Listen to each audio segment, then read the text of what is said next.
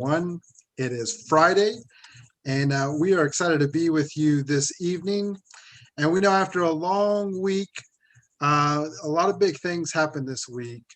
You're ready to kick back and relax so that we can talk to you about the budget. Yes, that's what we just are. That's what we have planned for you. Even I stuttered over that thought, right? But very excited to be joined by Robert Norris, our education huddle lead for Indivisible Texas Ledge, as well as super experienced legislative budget board, retired employee of legislative budget board, right, Robert? Yes, I'm so glad to be retired. So I'm guessing you've looked at some of this initial information, and this is not a budget that you would be eager to be working on or having to talk about. No, sir. No, sirree. Well, we're gonna go through some budget. Robert has planned some basic budget terms. We're gonna go over. We're gonna take a quick dip into the budget itself, and I like the way you phrased that earlier today. And then just talk a little bit about upcoming things that the Legislative Budget Board is going to do, because it is really important for Texans to know all of the bills that are being tracked and all the things that really motivate us to call us to action are definitely important. But the budget for the Texas Legislature is the number one thing when it comes to the work that they have to get done during session. So, Robert, I'm going to hand over the reins to you. You've got some screens to share. I do have screens. Before we go into the budget itself, there's kind of a budget issue that's going on right now, and it has to do with public school funding. So let's go there right now. Here is our Indivisible Text Ledge main screen. And on our screens, of course, we have on the right various items, calls to action, one of which, the top one, is about keeping our schools funded. Well, now, what does this mean? Okay, so normally public schools are funded based on one of the big items is their enrollment. How many students do they have? So normally when you have some fluctuations in enrollment, you'll have some fluctuations in funding. Well, a big change this time was the pandemic. The COVID pandemic really made families and parents think twice about having their kids come to school. So some school districts had some very steep declines in their enrollment. Well, because of that, TEA decided that for the fall semester, they would hold school districts harmless for their drop in enrollment. And that was a good thing. It's a good thing that they did that. The problem is that the commissioner said that he was going to wait until sometime in February to decide whether or not he would extend the hold harmless through the rest of the year. And I think what he was going to do is, kind of look at what changes in enrollment were going on and make a decision based on that. Well, regardless of that, it's really important, I think, for all of us to keep pressure on the governor and Commissioner Morath, call them and say, we are very concerned about what could be a cut to school funding if you base school funding on an enrollment decline. In other words, if there's a big decline in enrollment, we don't want to see that come out to be a big cut in school funding, in the state aid.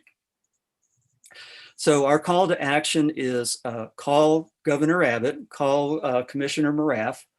I can give you their numbers real fast. The governor is 512-463-1782. The commissioner is 512-463-8985. You'll be leaving voicemail. And, tell them what I just said. I urge you to ensure that school districts' funding is not cut because of the pandemic. And please extend the hold harmless so that school districts will not experience a cut, that they'll have level funding for the rest of the year. And, you can add in some stories there about, why school funding is important. Yeah, well, it's mentioned right here, school districts are facing some big budget and funding challenges having to do with trying to make sure that students have online access, extending learning time, which increases teacher part-time, or I'm sorry, overtime, and things like that. School districts, they're not having a great time with their budgets. And if the state doesn't extend the hold harmless, they're looking at a really bad situation, because their state aid is going to go down, the revenue is going to go down, and their costs are going up. So we really urge people to make this call. They'll be doing it alongside all like 20 plus advocacy organizations.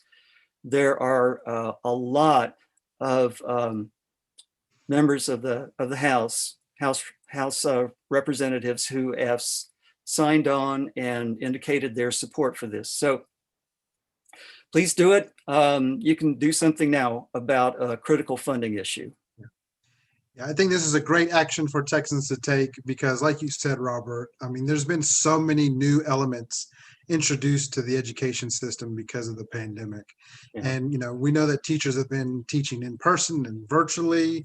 And so, whether the enrollment has changed or not, the amount of work that has to be done to coordinate and to be able to serve students in all of the different various ways that we're seeing in the pandemic, this would just be devastating if the state decided not to keep funding where it's at. So this is a great action. And so excited to see the education huddle really came together to put out this call to action. Thank you. Thank you. We're pleased to do that. All right. So let's move on to the upcoming state budget. Now, you need to know some budget words, some budget jargon to be able to work through this. And some of these words will seem apparent to some people, to some they may not. So to get there, the first thing I want to do is introduce y'all to a very good document that you can use throughout the session. It's called the Summary of Budget Estimates. And what it is the LBB staff at the beginning of the session puts out this summary that basically just lays out what's going to be in the budget bill as introduced. So let me show you where you go for this. This is the LBB's website, lbb.state.tx.us. As Alex said, where I used to work. And come down here to what's new, 87th Legislature documents. You're going to click on that. You're going to come to this thing, and we're going to go over the Senate version because that's the bill that's been introduced, Senate Bill 1. And then you click on that thing, and you're going to go to this. The Legislative Budget Board, like I said, Summary of Legislative Budget Estimates. All right, so now here we're just going to launch into the jargon because it's right on this page. Biennium. What's a biennium? That's a 2-year period. It's important because that's the way that the state budgets. It's on a 2-year budget. Why those years, 22, 23? I thought we were in 2021 right now. Exactly. It's 2021. They're in session now. Yeah. What's they're up trying with to take on more challenges for the unknown future. What's going on? And that's exactly right. This is a big challenge for both the comptroller and the LBB. They have to project out. So why those years? Well, here's why. The fiscal year that's going to start after this budget period, in other words, the fiscal year that's going to start in September 2021, the budget goes from September to August. Okay, it goes over that period. So the budget period is going to go from September 1st through August 31st, 2022. So there's your first year. August 31st, 2022. And then the next one goes from there into August 31st, 2023. So that's why you got those funny numbers there. Gotcha. Got it. Okay.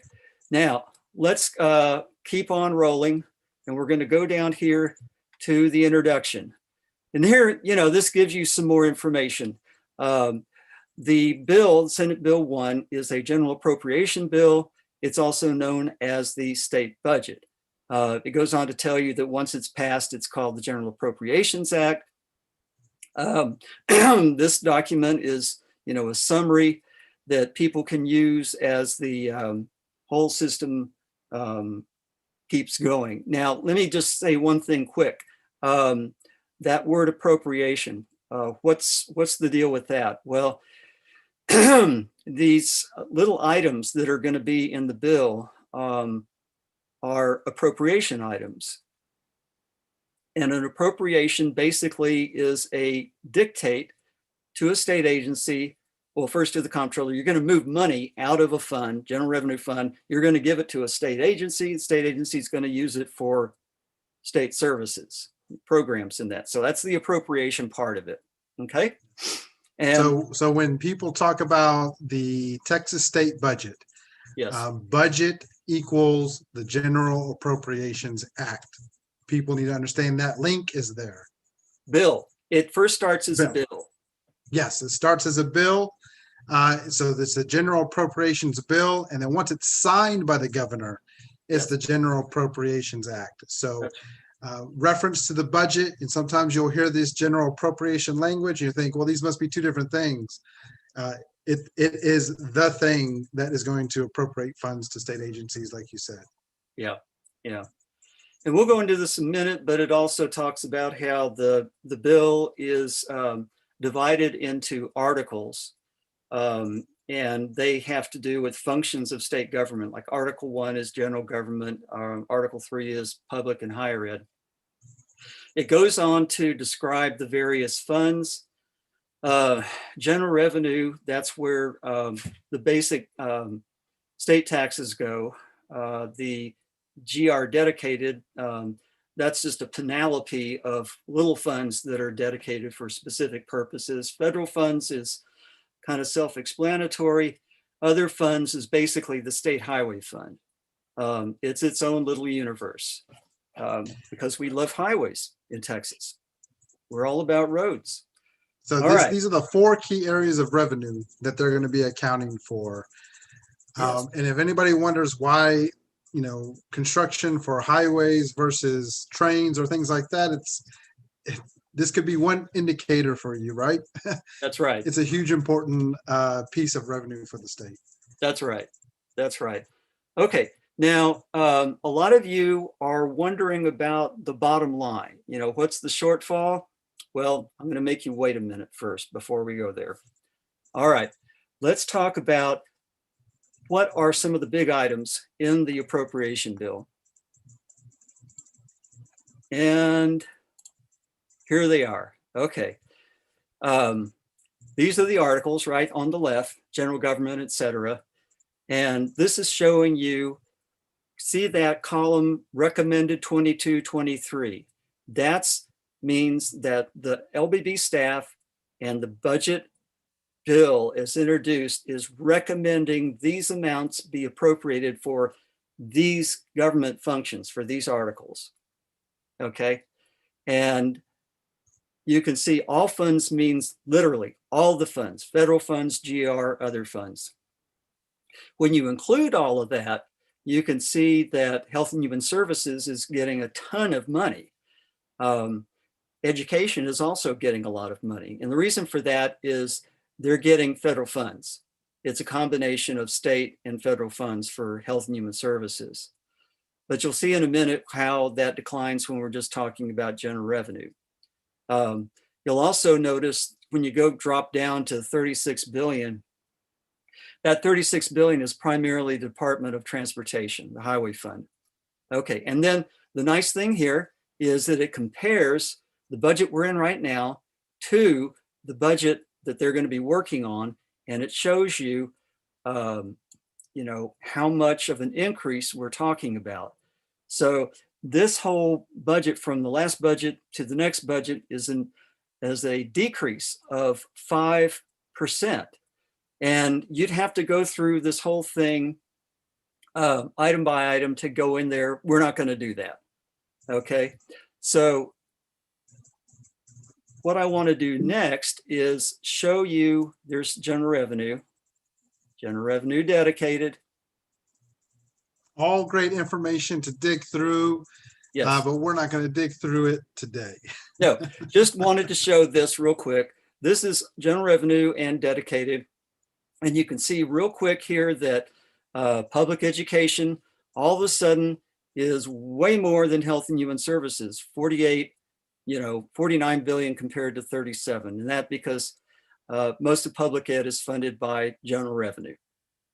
Okay, so we've talked about that. Now, and just to kind of clarify, Robert, we saw the estimates for the amount of the budget that's going to be needed for each of these articles, but then it went down to see what portion of the general revenue funds are dedicated to each of these articles. That's right. And they provide that breakdown for each of those big four key categories that we kind of looked over ahead, or is it just the general revenue that really gets that breakdown? Well, you can see that if you go up here, this lays out general revenue dedicated. Above that was general revenue. And if you add the two, which is what people want to do, because those are the key decisions for state funding, you've got this general revenue and general revenue dedicated, what they used to call general revenue related. This is an area of the budget that's a big deal for the budget writers on House Appropriations and Senate Finance, as well as everybody else that's in the budget universe, this category here. And as you can see, it didn't go down, it went up by about 4%.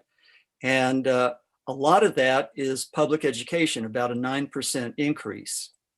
You can see that there's much smaller increases in the rest of the area. The biggest one is a big increase, $4 billion in public education. And now I'm going to show you why that is. Okay, so I'm going to go real fast. As Alex said, this is going to be a small dip instead of a deep dive. But there's some key areas here that are kind of the budget drivers. The foundation school program. That's a phrase that, kind of sounds strange. Just think the big school funding, the big state aid program. That's what this is. And this is what provides, the state aid to school districts and charter schools. This funding provides full funding for House Bill 3 and all the stuff that they did last session. So that's all taken care of here. Also, they added money here for student enrollment growth and for the money that they did for property tax relief. In other words, the state had to make an appropriation to school districts so that they would lower their property taxes. In other words, they were compressed down. That's why it's called property tax compression. And it's all discussed in, the education code, and I'm not going to go there because it's complex. But basically just know that this is a huge area of funding in the state budget. The next huge area, of course, is Medicaid. Some of the factors here are increases in costs. Also, there's this thing called the FMAP. This basically talks about the federal state share. Apparently, that kind of deteriorated, and as a result, we've got a loss there. Okay, so that's Medicaid. Transportation, that's the other funds. Don't need to talk about that. Disaster recovery, this is money that's still being shelled out because of Hurricane Harvey. Behavioral health, this is largely for state hospitals and community hospitals. I think, child protective services, that's kind of self-explanatory. A lot of that it's a mix of both general revenue and federal funds. Higher education formula funding, these are kind of complicated formulas, but they're based on the cost of educating a student as well as the number of students. Teacher retirement, along with employees' retirement, this is funding for keeping their pension funds actuarially sound, as well as contributions for their retiree insurance. Adult corrections, this is kind of interesting. I noticed there's some savings here. Decrease for facility closures and institutional operations. That's kind of nice. Okay, border security. Now here's something that could go away, and I don't think it would matter a whole lot to what's going on in state services. All this really is a way for the legislature to say that we're taking care of your border problems. And it's a huge $800 million being spent here. Now, of course, some of this is, it looks like it's providing some good services. There's a tactical training facility in Cameron County. There's all these Texas Rangers that are being placed down there. A few things. Well, $9 billion for human trafficking. It's hard to argue with that, of course. But this is something that, came on a couple of legislative sessions ago and unfortunately has never gone away.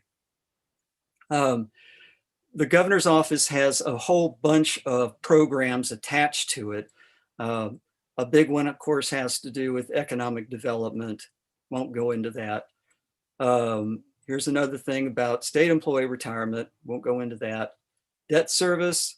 Yes, the state does have debt.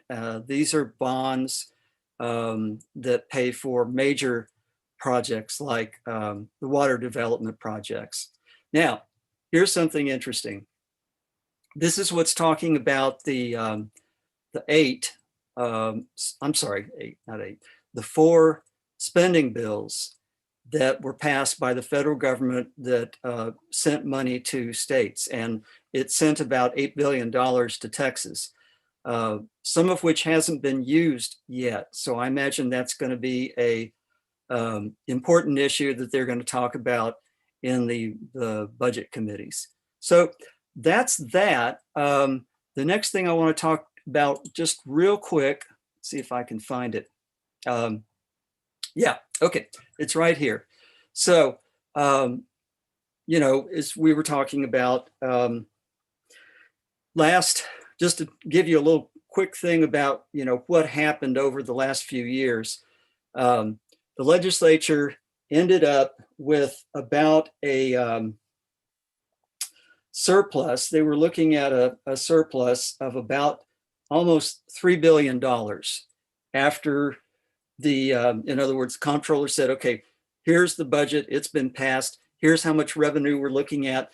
You subtract one from the other, we're looking at about a $3 billion surplus. Well, of course, the pandemic hit, sales tax revenue went down, oil and gas severance tax revenue went down. Now we're left with a $1 billion shortfall, but also, a lot less general revenue available, in other words, tax revenue available for the next biennium, about $112 billion. Now, this budget is coming in with close to $120 billion. That's in other words, that's the total appropriations that's subject to the revenue estimate. It's about $120 billion. Of course, that's a lot more than $112 billion. So the difference is $7 billion.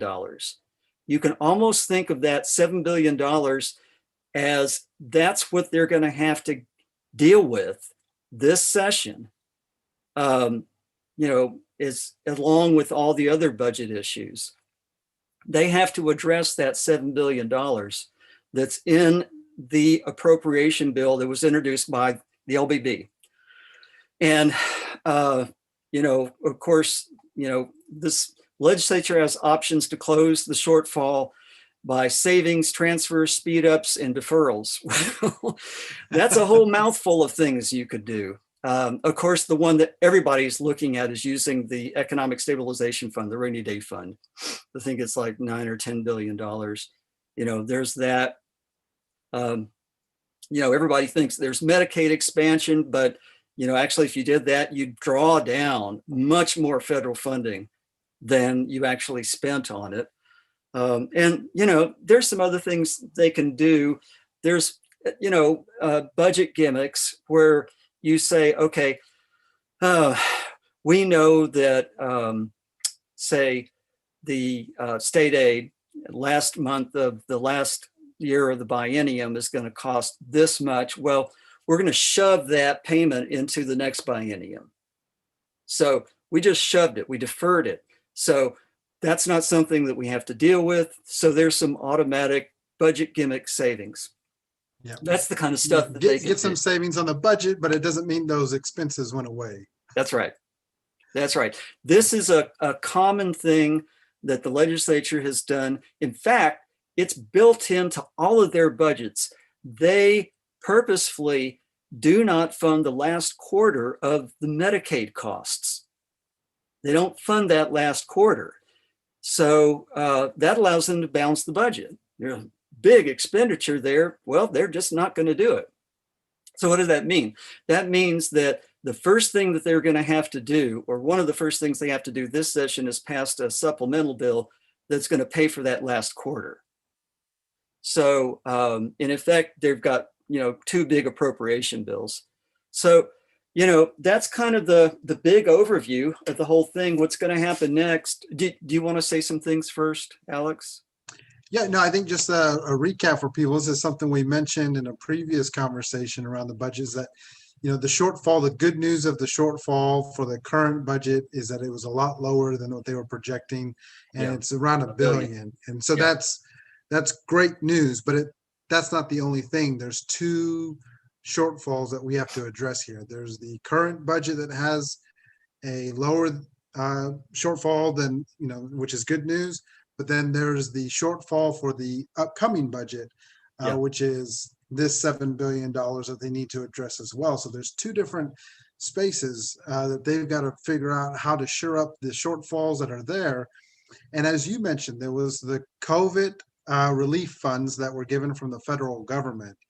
I think one thing that will be interesting now that the inauguration happened on Wednesday, to see if there is going to be another bill passed by the federal government to help state and local governments with some of the shortfalls that we're seeing all across the country. And so, we don't know how, if something's going to pass, when it's going to pass, and how that's going to impact the Texas budget process, but that'll be interesting to see the potential in that. And so when you say savings, transfer, speed ups, and deferrals just within the own budget, Texas budget, environment, there are all of these other things that we've got to really see if they're going to make an impact for decisions that the legislators want to make. Yeah, and you can kind of compare it to what the first Obama administration did when they came in. I think it was the American Recovery and Revitalization Act, what everybody called ARA, that provided a lot of stimulus money in whatever that year was. So, that's probably a model that the Biden administration is going to follow. At least I hope they do. And I think a lot of people hope they do. And like you said, that should provide federal funding, especially for school districts and local governments, so that they can cope with the challenges, that they're facing. Well, this has definitely been a great, quick dip into some of the key budget items, and to help people. We don't expect everyone's going to be experts like Robert after you hear this one time, or maybe even two times. This is why we want to keep presenting budget information in different ways. And we're going to keep highlighting it in different ways so that it can become more and more of a familiar thing for Texans as they start to hear the language from their legislators when they advocate to them, or the news reports that are being shared. And, you know, all of the pieces start to make sense in this huge puzzle that's being built. That's really true. And then just to mention real fast, what are the next steps? Well, so they've introduced Senate Bill 1. The Senate has made their committee assignments, so we already know who's going to be on Senate Finance. So I would expect Senate Finance to probably have a committee meeting like next week. Usually the first thing they do is they call in the LBB and the comptroller, and they get kind of a fiscal overview. One of them, of course, will be about the budget. And then whenever the House does its committee assignments, House Appropriations Committee, they'll do a budget overview. And then, you know, they're off to the races. They all do their committee hearings and, you know, let the fun begin. Yeah, let the fun begin. I think it's a good way of saying that. Well, I'm going to switch over to something else to share for everybody. And Robert, thank you so much for that budget breakdown. You're welcome. It is just, like you said, this huge, complex effort that needs to happen during the legislative session. And they're going to continue to move through this. You know, the Senate bill that's already been submitted and summarized by the LBB. You talked about these next steps that are happening. And as it's moving along, it can start, you know, really shaping the priorities of what's going to happen within the legislative session. Yeah. So we'll definitely keep an eye on it and continue to give people updates. Another key thing that we want to share with everybody is an event that we are having tomorrow with a coalition of 70 plus organizations. So I'm going to share this event. It's also posted in our the link is in our post today, and it is a press conference, a virtual press conference that we are doing with a coalition of Texas organizations as Texas organizations call for accountability for sedition activities in Washington, D.C. on January 6th. And so this event's going to be on Facebook Live and YouTube Live. And we will be streaming it just like we're streaming today's Facebook Live. That's also on YouTube. And at noon, we're going to be hearing from speakers within this coalition that are calling for the resignation of politicians like Senator Ted Cruz and Attorney General Ken Paxton, as well as the 16 members of Congress that voted to object to the results of 2020. And so these are all the coalition partners that are joining their voice together for this effort. If you have a Texas organization you would like to add to this statement, feel free to reach out to us, and we will be more than happy to coordinate so that they can be included in this. And we just want to highlight the speakers. Neil Aquino from Indivisible Houston is going to be speaking. Dr. Candace Matthews, part of the Texas Coalition of Black Democrats in Harris County, as well as the state of Texas. Shante Davis from Sunrise Movement in Houston, a junior in high school. Sunrise Movement is really focused on youth leaders, so we want to make sure we're hearing from the youth in our state. Representative Ron Reynolds from Texas House District 27. Cristina Sensun Ramirez, the founder of Jolt Action, Latino Families Forward, and the 2020 U.S. Senate candidate will be joining us. And I'll be there as well, just to kind of pass the mic, to pass the virtual mic to all of these great speakers. And so it'll be about 20 minutes. We have invited press from all across the state to join in on this press conference so that they can share the message that we're trying to share. And we're asking for everybody out there to help spread the word on this press conference through your Facebook networks, email networks, everybody, to encourage them to watch this so that we can continue to have momentum and add to the pressure for these Texas elected officials to resign. And we're also supporting Cori Bush's resolution for expulsion if they choose not to resign, as well as Representative Chris Turner's call for the state legislature to investigate Attorney General Ken Paxton and to even consider impeachment based on that investigation. We definitely are in support of that. And then finally, for the U.S. Senate to finish the impeachment trial of Donald Trump, that the House passed impeachment before he left office. So that's a lot. We believe that accountability is going to be key for us to be able to move forward as a country. What happened on January 6th was a real horrific tragedy for our democracy, and we definitely want to be a part of the actions to ensure that we don't see that again. So it is Friday, Robert. We've been doing a lot of great work trying to help create a better, brighter future Texas with all of our fellow Indivisible Text Ledge organizers. I think it's time for us to kick back and relax if we're able to. And we encourage everybody out there also to relax this evening. Join us tomorrow, but continue to be a part of the work and taking action. All right. Well, thank you very much, Alex. I really enjoyed this, and we'll see what happens with the numbers. Absolutely. Bye, everybody.